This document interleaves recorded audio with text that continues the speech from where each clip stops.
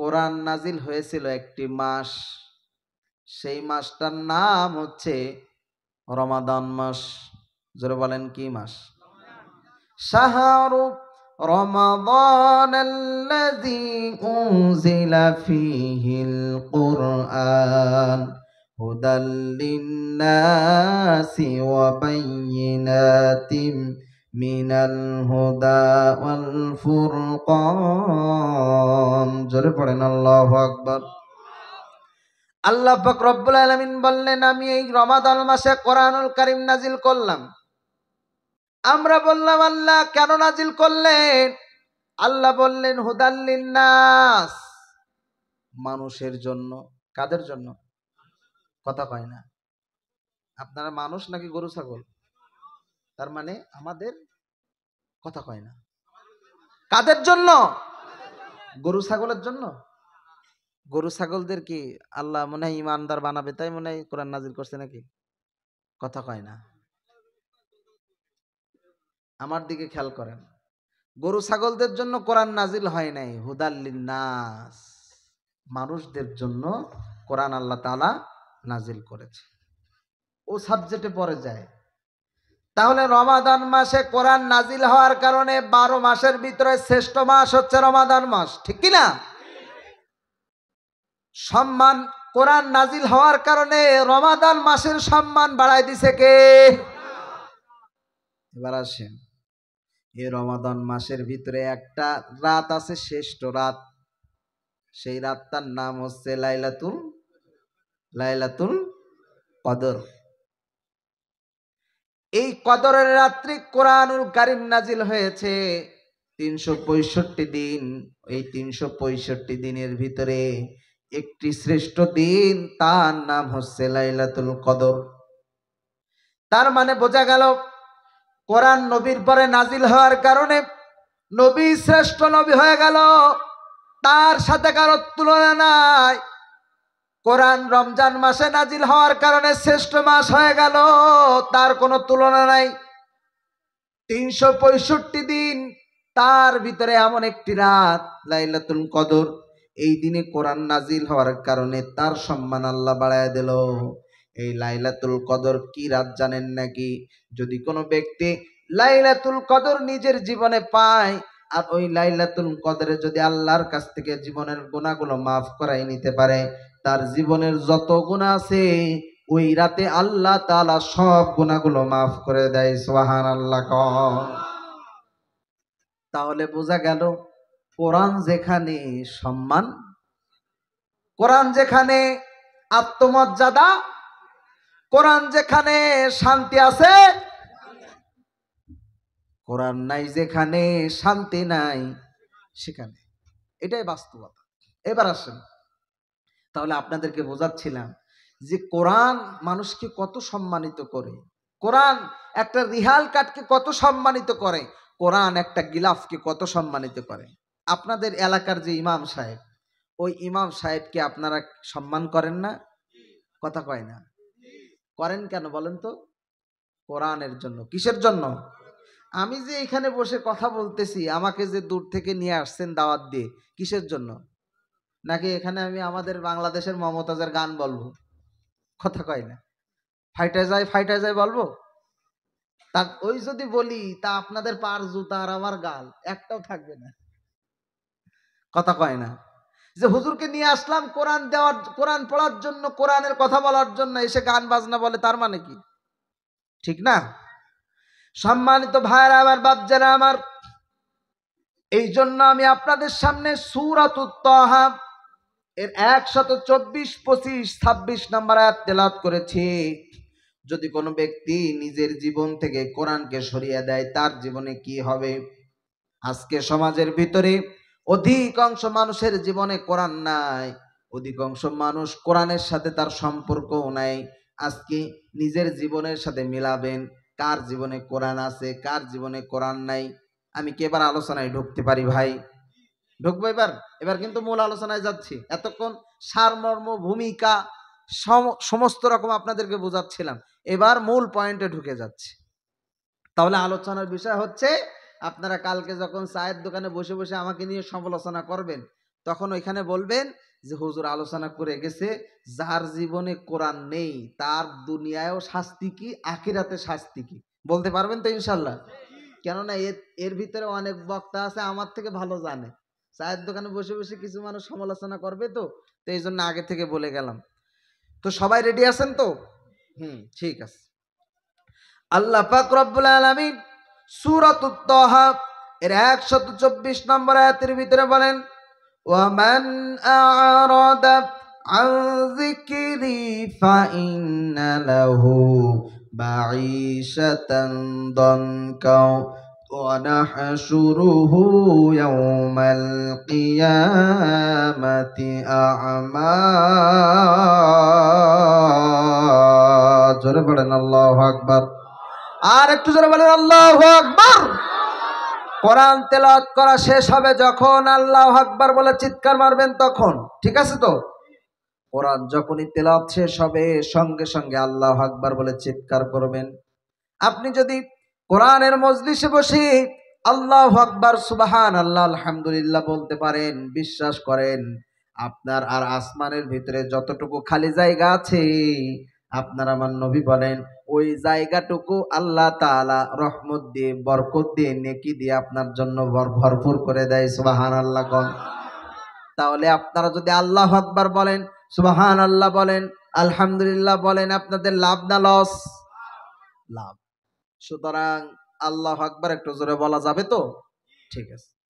আল্লাহ বললেন ওয়ামান আরাদা আন যিকরি ফাইন্না লাহু মাঈশাতান দানকা ওয়া নাহশুরুহু ইয়াওমাল কিয়ামাতি আ'মা।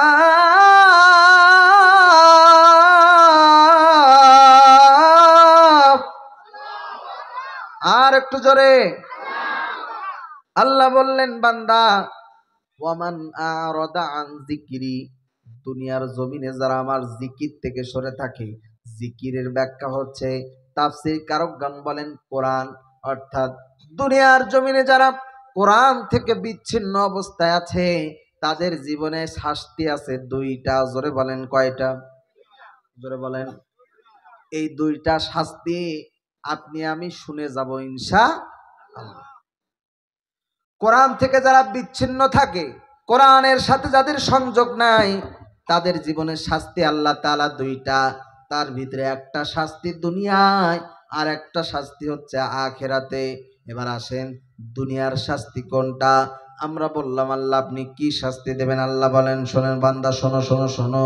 ওয়ামান আ'রাদা আন যিকরি ফাইন্না লাহু মাঈশাতান দানকা ওয়া নাহশুরুহু ইয়াওমাল কিয়ামাতি আ'মা।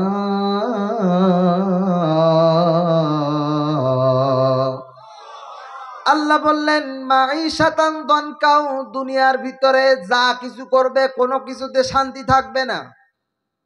কি থাকবে না? কথা কয় না। আমি আগেই বলেছি ইসলাম আছে যেখানে, কোরআন আছে যেখানে। আপনাদের কষ্ট হচ্ছে মনে হয়, ওয়াজ করতেছি আমরা আর আপনাদের কষ্ট হচ্ছে না? মশা কামড়ায়? আমার তো দিচ্ছে।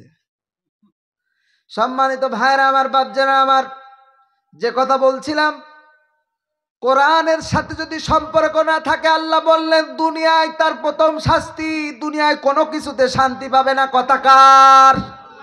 আর একটু চিৎকার মেরে বলেন কার? হচ্ছে না হচ্ছে না, জোরে বলেন কার? আল্লাহ। আল্লাহ নিজেই বললেন কোরআন যার জীবনে থাকবে না দুনিয়ায় কোনো কিছুতে শান্তি পাবে না। এবার আসেন একটু দেখেন তো আপনার জীবনে শান্তি আছে কিনা। একটু বলি আপনার জীবনে শান্তি আছে কিনা একটু দেখেন। আমরা যখন বাংলাদেশি বিভিন্ন জায়গায় প্রোগ্রামে যাই, বিভিন্ন জায়গায় যখন মাহফিলে যাই, অনেক নেতা গোতা আমাদের সাথে খাইতে বসতো, খাওয়ার জন্য বসতো অনেক নেতারা। এখন তো নেতা গোতা খুঁজে পাওয়া যাচ্ছে না, সব আপনাদের এখানে ট্রান্সফার করে দিছি। তো সবাই আমাদের সাথে খাওয়া দাওয়া করার সময় তারা দেখতাম খাইতো না, আমরা বলতাম ভাই আসেন খাওয়া দাওয়া করে নেন। যেমন আজকে আপনাদের এখানে খাওয়া দাওয়া করলাম, গরুর গোস্ত, মুরগির গোস্ত, টিকিয়া, কত রকম মাছ, তারপরে ডাল, অনেক কিছু খেলাম না? তা আপনারা যখন ইমাম সাহেবদেরকে মাসে একদিন করে খাওয়ান তখন কিন্তু ভালোটাই খাবার দেন, ঠিক না? কেননা মাসে যেহেতু একদিন খাওয়াবেন, ওই দিন কোনো ইমাম সাহেবকে খারাপ খাওয়ায় না। আমি অনেক জায়গায় গেলে আমাকে বলে, হুজুর গরু গোস্ত খান, গরু গোস্ত খান। আমি বলি কেন ভাই? বলছে হুজুর বাংলাদেশে তো খুব দাম। আমি বলছি শোনেন, বাংলাদেশে যদি গরুর গোস্ত 5,000 টাকাও কেজি হয় আমাদের সমস্যা নেই তো। বলছে কেন? আমি বলছি শোনেন, বছরে 6 মাস থাকি বাইরে, এমন কোনো দিন নেই যে গোস্ত খাই না। তো 6,000 টাকার 5,000 টাকার জায়গায় যদি 6,000 টাকাও গরুর গোস্তের কেজি হয় আমাদের কোনো লস আছে? হুজুররা খাই তো লোকের বাড়ি। তো বলছে হুজুর তা তো ঠিক বলছেন। আমি বলছি এই জন্য আমাদেরকে জোর করবেন না যে হুজুর খান। ওটা খেয়ে খেয়ে এমন অবস্থা হয়ে গেছে এখন ভালোই লাগে না। সম্মানিত ভাইয়েরা আমার, বাপজানেরা আমার, আমি আপনাদেরকে হাসির খোরাক দিচ্ছি না, আমি আপনাদেরকে বোঝাতে চাচ্ছি যে দুনিয়ায় যারা কোরআন মানবে না তাদের জীবনে কেমন অশান্তি শোনেন। ওই সকল বাংলাদেশের নেতারা, তাদেরকে যখন বলতাম ভাই আমাদের সামনে কত রকম আইটেম আছে, মুরগির গোস্ত, গরুর গোস্ত, ছাগলের গোস্ত, কেন খাবেন না? দেখবেন আপনার যে বাড়ির স্ত্রী আছে ওর বাসায় যদি মুরগি একটা প্রথম ডিম পাড়ে, ও ডিমটাও হুজুরের জন্য পাঠায়, পাঠায় না? ও আপনার খাতি দেবে না। তার মানে বোঝে যে হুজুরের খাওয়ালে বরকত আছে, বরের খাওয়ায় কোনো লাভ নেই, ঠিক কি না? বাসায় যদি একটা মোরগ থাকে, আপনি এত করে বললেন মোরগটা জবাই করো, করে না। যেদিন হুজুর আপনার বাসায় ওই দিনই মোরগ জবাই করে দেয়, কথা কয় না? তার মানে আপনাদের বউ হুজুরকে মহব্বত করে বেশি। কেন করে? কোরআনের জন্য, কথা কয় না?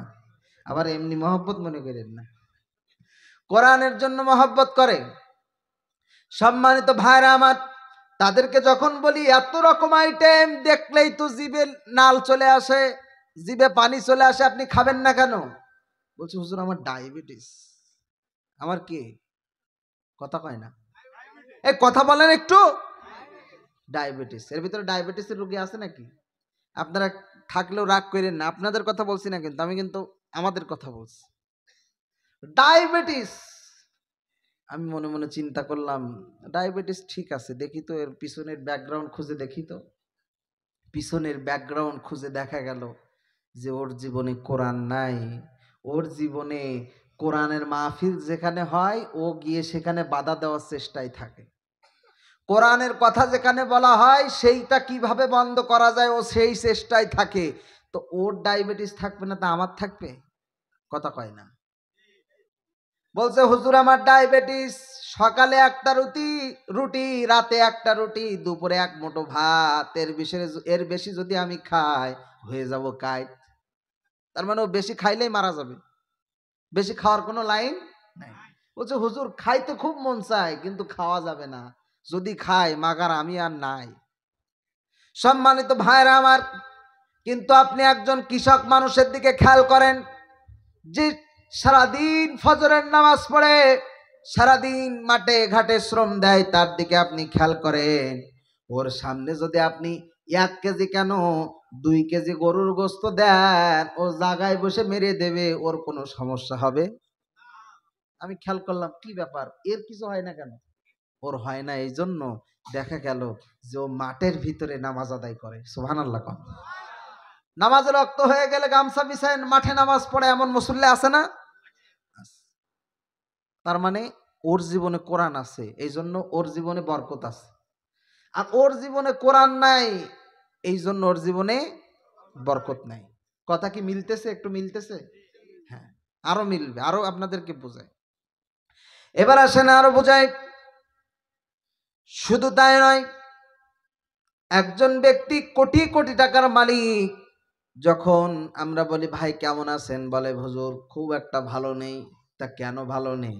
হুজুর আমার ছেলে এমন ছেলে, ওই ছেলের যন্ত্রণায় আমি আর ভালো নেই, ওই ছেলের যন্ত্রণায় ভালো নেই। অথচ ওর কিন্তু মাসে লাখ লাখ টাকা ইনকাম, মাসে কি লক্ষ লক্ষ টাকা ইনকাম, কিন্তু ও বলতেছে হুজুর আমি ভালো নেই, আমার ছেলে যে কি জ্বালাতনটা করে, মদ গাঁজা খায়, যা মনে চায় তাই করে, বাপের সম্মান দেয় না, আমারে মারতে আসে, আমারে বকা দেয়, আমার উপরে আঘাত করতে যায়, এমন কুলাঙ্গার সন্তান আছে না? কথা কয় না।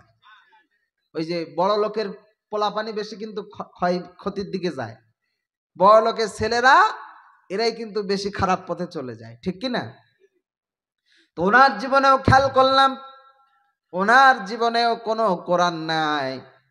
ওনার লক্ষ লক্ষ টাকায় থাকতে পারে ঠিকই, কিন্তু এমন একটা সন্তান দিয়ে দিয়েছে যে সন্তানের জ্বালায় ও লক্ষ লক্ষ টাকার কোনো মূল্য নাই, এই জন্য ওর জীবনেও কোনো শান্তি নাই।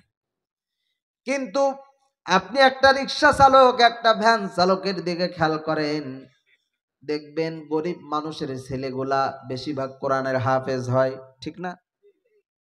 গরিব মানুষের পোলাপান আমাদের বাংলাদেশের দিকে বেশি, গরিব মানুষ এর সন্তান কোরআনের হাফেজ, বিশ্বজয়ী কোরআনের হাফেজ, সুবহানাল্লাহ কোন। আপনারা বিভিন্ন প্ল্যাটফর্মে দেখে থাকেন যে অধিকাংশ রাষ্ট্রে প্রতিযোগিতায় গিয়ে আপনাদের পার্শ্ববর্তী দেশ বাংলাদেশের ছেলেরাই প্রথম স্থান, দ্বিতীয় স্থান অর্জন করে থাকে, ঠিক কিনা? এটা আপনাদের জন্য মুসলিম হিসাবে গর্ব, ঠিক কিনা বলেন? এই সকল বাচ্চাদের পিতামাতা এরা কিন্তু গরিব মানুষ, কিন্তু এদের জীবনে শান্তি আছে। টাকা হয়তো অল্প ইনকাম করে, কিন্তু এদের জীবনে কোরআন থাকার কারণে এদেরকে এমন একটা সন্তান আল্লাহ তাআলা দিয়ে দিয়েছেন যে সন্তানের কারণে তার দুনিয়াতেও সম্মান, আখিরাতেও সম্মান, সুবহানাল্লাহ কোন। তো যারা বেশি অর্থ সম্পদ আয় করে, এদের জীবনে কোরআন না থাকার কারণে একটা বেল তাবড়ি পোলাপান দিয়ে দেয়, যে পোলাপান বাপ মারে সম্মান করে না, বাপ মার কথা শোনে না, বাপ মা কিছু বললে তার উল্টা চলে, এমন বেকা পোলাপান আছে না নাই? এর ভিতরে আছে নাকি? অনেক বাপ মা বলতেছে, হুজুর এই তো আপনি ঠিক জায়গায় যাচ্ছেন, আমারটা তো এরকম। সম্মানিত ভাইরা আমার, বাপ যারা আমার, এবার আসেন। আমি বললাম ইসলাম আছে যেখানে শান্তি আছে সেখানে, ইসলাম নাই যেখানে শান্তি নাই সেখানে। আমি প্রথমেই বলেছি মাঈশাতান দনকাও, আল্লাহ তাআলা দুইটা শাস্তি দেবে। নাম্বার 1 শাস্তি বললাম, দুনিয়ায় তার কোনো কিছুতেই শান্তি থাকবে না, কোনো কিছুতেই সে শান্তি পাবে না। টাকা পয়সা ইনকাম থাকবে কিন্তু শান্তি নাই, বাড়ির বউ তার কথা শোনে না, টাকা পয়সা ইনকাম আছে কিন্তু সন্তান কথা শোনে না, কোনো কিছুর অভাব নাই কিন্তু দুনিয়ায় তার সম্মান নাই। তার একটা মাত্র কারণ, তার জীবনে কোরআন নাই, কথা কোন ঠিক কিনা? আর যে ব্যক্তি যার জীবনে কোরআন আছে তার দুনিয়ায় শান্তি আছে, আখিরাতেও শান্তি আছে। এবার আপনাদেরকে বোঝায়, ইসলাম আছে যেখানে শান্তি আছে, যেখানে কোরআন আছে যেখানে শান্তি আছে সেখানে। আমরা আল্লাহর কাছে প্রশ্ন করলাম, আল্লাহ আপনার কাছে সবচেয়ে মনোনীত ধর্ম তার নাম কি? আল্লাহ বললেন, বান্দা শোনো শোনো, ইন্নাদ-দীনা ইনদাল্লাহিল ইসলাম। জোরে পড়েন আল্লাহু আকবার। তার একটা মাত্র কারণ, ইসলামটাও পরিচালনা হয় কোরআন দ্বারা। কি দ্বারা? কোরআন আছে যেখানে শান্তি আছে। জোরে বলেন তো একটু, কোরআন আছে যেখানে, ইসলাম আছে যেখানে, না না ভুলে গেছো তোমার, কোরআন নাই যেখানে। সম্মানিত ভাইরা আমার, এবার আসেন, কোরআন আছে যেখানে শান্তি আছে সেখানে, ইসলাম আছে যেখানে শান্তি আছে সেখানে। আপনি যদি কোনো কিছুর সমাধান চান, সব কিছুর সমাধান কোরআনুল কারীমের ভিতরে কোট করে দিয়েছেন। তিনি কে? একটু জিকির করেন, লা ইলাহা।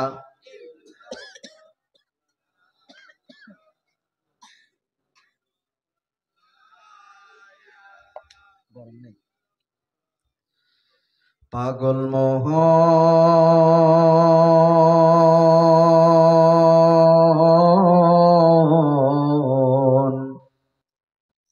কার লাগিয়া তুমি কান্দো দিবারাতি? পাগল মোহন, কার লাগিয়া তুমি কান্দো দিবারাতি, তোমার কে বায়াপন অনন্তকাল রে, তোমার কে বায়াপন অনন্তকাল, কারে বানাবা সাথী, কার লাগিয়া তুমি কান্দো দিবারাতি, লা ইলাহা জোরে লা ইলাহা, লা ইলাহা ইল্লাল্লাহু মুহাম্মাদুর রাসূলুল্লাহ সাল্লাল্লাহু আলাইহি ওয়াসাল্লাম। সম্মানিত বাপজান আমার ভাইরা, আপনাদেরকে আমি বলছিলাম কোরআন আছে যেখানে শান্তি আছে সেখানে, কোরআন নাই যেখানে শান্তি নাই সেখানে। আপনাদেরকে উদ্দেশ্য করে বলি আমার ভাইরা, কোরআনুল কারীম ১৫০০ বছর আগে আল্লাহ তাআলা দুনিয়ায় মানুষের জন্য প্রেরণ করলেন। আল্লাহ বললেন জালিকাল কিতাবুল লা রাইবা ফি হুদাল লিল মুত্তাকিন, এমন একটি কিতাব আমি মানুষের জন্য নাজিল করলাম যে কিতাবের ভিতরে কোনো ভুল নাই, ভুলের অবকাশও নাই। শুধু তাই নয়, আল্লাহ তাআলা চ্যালেঞ্জও ছুড়ে দিয়েছিলেন, আজ পর্যন্ত কোরআনের কেউ ভুল ধরতে পারে নাই, বরং যারাই ভুল ধরতে গিয়েছে তারাই নিজের জীবনের ভুলগুলো ধরে কোরআনের ছায়াতলে সে কালেমা পড়ে মুসলমান হয়ে গেছে। সুবহানাল্লাহ। যারাই কোরআনের ভুল ধরতে গিয়েছে তারাই মুসলিম হয়ে গেছে। এটা হচ্ছে কোরআনের মুজিজা। এবার আসেন, ১৫০০ বছর আগে এই কোরআন নাজিল করা হয়েছে, সেইখান থেকে এই পর্যন্ত একটা হরফ কিন্তু চেঞ্জ হয় নাই, সেইখান থেকে এই পর্যন্ত সেই কোরআনে আছে। কিন্তু আল্লাহ তাআলা কোরআন এমন কোরআন দিয়েছে যে কোরআনটা আপনি ২০২৫ সাল কেন, এখান থেকে ২০৫০ সালে যাবেন, তারপরেও কোরআন পুরাতন হবে না। যে যুগ সেই সময়ের জন্য শ্রেষ্ঠ কিতাব, তার নাম হচ্ছে কোরআন। তার নাম কি? জোরে বলেন, কোরআন। শুধু তাই নয়, কোরআনের কাছে যদি আপনি কোনো সমস্যা তুলে ধরেন, রান্নাঘর থেকে শুরু করে পার্লামেন্ট পর্যন্ত, যদি আপনি কোনো ঘরের সমস্যার সমাধান যদি আপনি পেতে চান, সব কিছুর সমস্যার সমাধান দিতে পারে আল কোরআন, ঠিক কিনা? সমাধান চাও যদি জীবনে মরণে, খুঁজে নাও ফিরে নাও চোখ রাখো কোরআনে। সমাধান চাও যদি জীবনে মরণে, খুঁজে নাও ফিরে নাও চোখ রাখো কোরআনে। ঘরে বলো কিংবা রাষ্ট্রে বলো, ঘরে বলো কিংবা রাষ্ট্রে বলো, অশান্তি মুছে দিয়ে শান্তি আনে। সমাধান চাও যদি জীবনে মরণে, খুঁজে নাও ফিরে নাও চোখ রাখো কোরআনে। চিল্লা পড়েন ঠিক কিনা? সকল সমস্যার সমাধান দিতে পারে আল কোরআন। যে সমস্যা আছে সেখানে আপনি কোরআন দেন, সেইখানেই কোরআন আপনাকে সমস্যার সমাধান করে দেবে। সুবহানাল্লাহ কোন। এবার আসেন, কোরআন আছে যেখানে শান্তি আছে সেখানে, কোরআন নাই যেখানে শান্তি নাই সেখানে। আপনাদের এলাকায় যে মুদিখানার দোকান আছে, আছে না নাই? আছে, আছে। মুদিখানার দোকান যদি থেকে থাকে, ওই মুদিখানার দোকানে দেখবেন কর্মচারী রাখে, ওই কর্মচারীর নাম মনে করেন ইসলাম। কর্মচারীর নাম কি? ইসলাম। কর্মচারীর একটা মেয়ে আছে, নাম হচ্ছে শান্তি। নাম কি? শান্তি। এখন আমি তো বললাম ইসলাম আছে যেখানে শান্তি আছে সেখানে। ওই কর্মচারী ওই মহাজনের বাসায় যাওয়া আসা করতে করতে শান্তির সাথে একটা ভাব হয়ে গেছে, শান্তির সাথে একটা সম্পর্ক তৈরি হয়ে গেছে। আমার বন্ধুরা, আমার ভাইরা, মহাজন যখন জানতে পারলো, জানার পরে তার কর্মচারীকে এমন পিটান পিটাইলো, বলল আহারে তুই আমার ঘরে থাকিস, আমার ঘরে খাস, আবার আমার মেয়ের সাথে লাইন করিস, তোর এত বড় সাহস। এমন পিটান পিটাইছে, এই বলে দোকান থেকে বাহির করে দিয়েছে। আমার বন্ধুরা, আমার ভাইরা, বাহির করে দেওয়ার পর ওই ইসলাম মনে মনে চিন্তা করলো, মহাজন, ও মালিক মহাজন, আপনি আমাকে একা মারলেন, আপনার মেয়েও তো কম দোষী না, কেননা আমি সিগন্যাল দিয়েছি, আপনার মেয়ে অ্যাকসেপ্ট করেছে, ঠিক তো নাকি? আচ্ছা, যদি কেউ প্রেম ভালোবাসা করে একতরফা কি হয়? কথা কয় না। ছেলেরা যদি সিগন্যাল দেয় আর মেয়ে যদি সিগন্যালটা নেয়, তা তো হয়ে যাবে কাজ সারা। এই 14 ফেব্রুয়ারি পালন করছিলেন নাকি কোনো যুবক ভাইরা? আমি এই কলটা দেখতেই পাচ্ছি না লাইটের কারণে। সম্মানিত ভাইরা আমার, বাপজানা আমার, সেই ছেলে বলল, ও মহাজন, আমার তো একা দোষ না, আপনারও তো মেয়ের দোষ, কিন্তু আপনার মেয়েকে কিছু বললেন না, তার মানে বোঝা গেল জাতে মাতাল হলেও তালে ঠিক, ঠিক তো? জাতে মাতাল হলেও তালে ঠিক। মেয়েকে তো কিছু বলা যাবে না, পরের ছেলেকে পিটাইছে। তো ওই ছেলে মনে মনে চিন্তা করলো, জনসম্মুখে যেহেতু আমাকে আপনি পিটাইছেন, ঠিক আছে, আমিও বললাম, আমি ইসলাম কথা দিলাম, আপনার মেয়ে শান্তি কিভাবে ঘরে থাকে আমি দেখবো। বাইরে এসে ফোন দিয়েছে, হ্যালো শান্তি, তুমি কোথায়? বলছে আমি তো বাসায়। বলছে বাসায় দেখলে হবে না, আজকে ভালোবাসার প্রমাণ দিতে হবে। যদি তুমি আমাকে ভালোবেসে থাকো তাহলে এক্ষুনি তোমাকে আমার এই জায়গায় চলে আসতে হবে। আপনাদের এই বাজারের নাম কি? হ্যাঁ। শান্তি তুমি কোথায়? আমি বাসায়। বাসায় থাকলে হবে না, নতুন বাজারে আইসো। নতুন বাজারে আইসো তাড়াতাড়ি, তোমাকে নিয়ে আমি যাব। পাশে আছে দীঘা, তাই তো?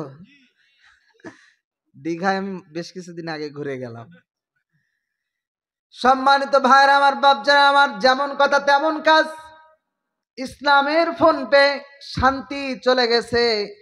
দোকানদার বাড়ি এসে কপালে চট দেয়, থাবলার বলে, আহারে আমার শান্তি গেল কোথায়? শান্তি গেল কোথায়? শান্তি গেল কোথায়? কাটা কৌতারের মতো ছটফট করছে আর বলছে, আমার শান্তি গেল কন্যা, শান্তি গেল কোথায়? এবার এলাকার কিছু বয়স্ক মানুষ তারা এসে বলতেছে, বাবা কি হয়েছে? বলছে, চাচা আর বইলেন না, আমার শান্তি গেল কোথায়? আমার শান্তি গেল কোথায়? চাচারা বলতেছে, আগে বল তোর দোকানের যে কর্মচারী ইসলাম কোথায়? বলছে, চাচা ওরে তো মাইরে ধরে খেদাই দিয়েছি, দোকান থেকে বাইর করে দিয়েছে। চাচা বলতেছে, ওরে আহাম্মকের দল, ওরে বেয়াকুবের দল, কপাল চাপলায় লাভ নাই। ইসলাম আছে যেখানে, তোর মেয়ে শান্তিও আছে সেখানে। তার মানে বোঝালাম, শান্তি আছে যেখানে ইসলাম আছে সেখানে, ইসলাম আছে যেখানে শান্তি আছে সেখানে। সম্মানিত ভাইরা, তাহলে কোরআন যদি আপনার জীবনে থাকে, দুনিয়াতে আপনি শুধু শান্তি শান্তি শান্তি, মরার পরেও শান্তি। সুবহানাল্লাহ কোন। তাহলে একটা কি বললাম, যে যার জীবনে কোরআন নাই সে দুনিয়াতে কোনো কিছুতে করে শান্তি পাবে না। অনেক মানুষ এসে হতাশায় থাকে, হুজুর এই ঝামেলা সেই ঝামেলা, এই হচ্ছে ওই হচ্ছে। ওর পিছনে খোঁজ নিয়ে দেখেন, ও কোরআন পড়ে না, ও নামাজ পড়ে না। এরকম পাবলিক আছে না? আছে। সম্মানিত ভাইরা আমার, এবার আসেন 2 নাম্বার কি পয়েন্ট। আমরা বললাম আল্লাহ 2 নাম্বার পয়েন্ট কি হবে? আল্লাহ বললেন, মাঈশাতান দানকা ওয়া নাহশুরুহু ইয়াওমাল কিয়ামাতি আ'মা।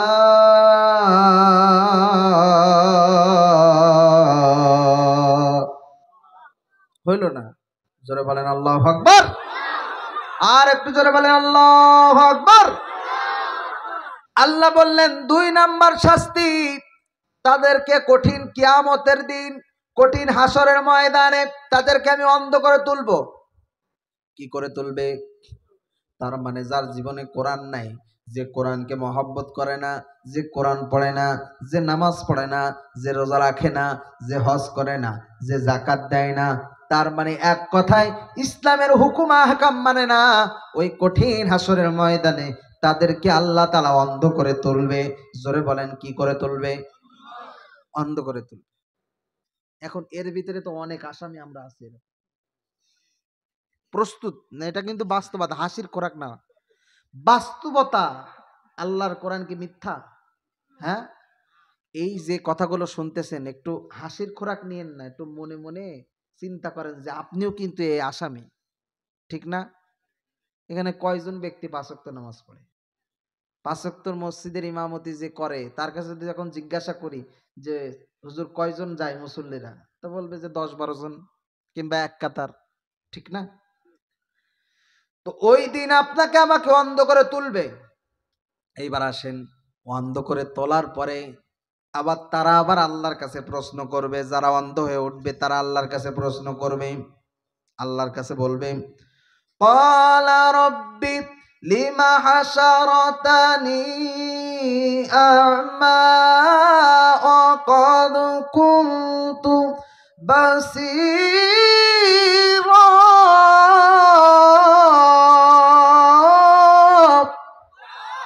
আর একটু জোরে বলেন আল্লাহু আকবার। আল্লাহর কাছে বলবে, ও আমার প্রতিপালক, হে আমার রব, দুনিয়ায় তো আমি চক্ষুমান ছিলাম, দুনিয়ায় তো আমি চোখে সব দেখতে পাইতাম, তাহলে কেন আপনি আমাদেরকে আজকে অন্ধ করে তুললেন? প্রশ্ন করবে কারা? ওই দিন অন্ধ অবস্থায় থাকবে যারা, প্রশ্ন করবে কাকে? আল্লাহকে প্রশ্ন করবে। কত বড় সাহস! দুনিয়ায় তো কোরআন মানে নেই, আল্লাহর পথে থাকেন না, আবার আল্লাহকে প্রশ্ন করবে। আল্লাহ নিজেই বলতেছে যে এরা প্রশ্ন করবে, কেননা আল্লাহ তো সবকিছু জানে, ঠিক কি না? আল্লাহ বলছেন তারা প্রশ্ন করবে, হে আমার রব, হে আমার প্রতিপালক, দুনিয়ায় তো চোখ দ্বারা সবকিছু দেখতে পাইতাম, সবকিছু নিজ চোখে দেখে এসেছি, কিন্তু হাসরের ময়দানে আপনি কেন আমাদেরকে অন্ধ করে তুললেন? আল্লাহ তাদের প্রশ্নের জবাবে কি বলবে শোনেন নাকি? আল্লাহ তাআলা বলেন, বান্দা শোন শোন। ক্বালা কাযালিকা আতাতকা আয়াতুনা ফানাসিতাহা ওয়া কাযালিকাল ইয়াউমা